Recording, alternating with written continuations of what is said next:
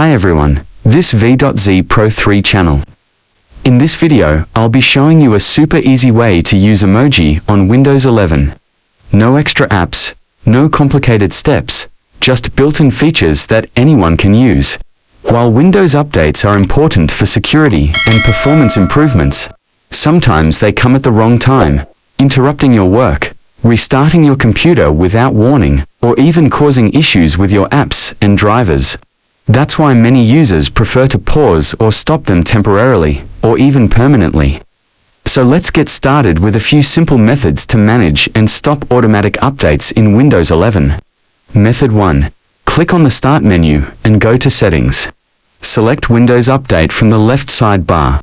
Under the More Options section, click on Pause Updates and choose a date. You can pause updates for up to 5 weeks.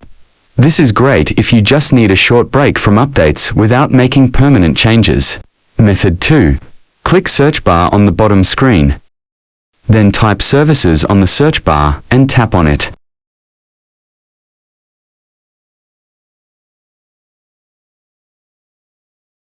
And scroll down until you found Windows Update.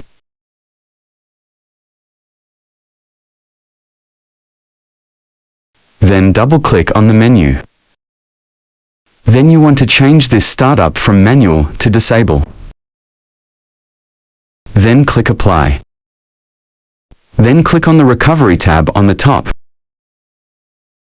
And where it says First Failure, Kanji, this to take no action. Then click Apply.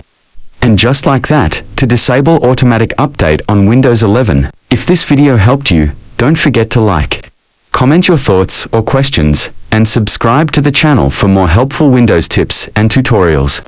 See you in the next video.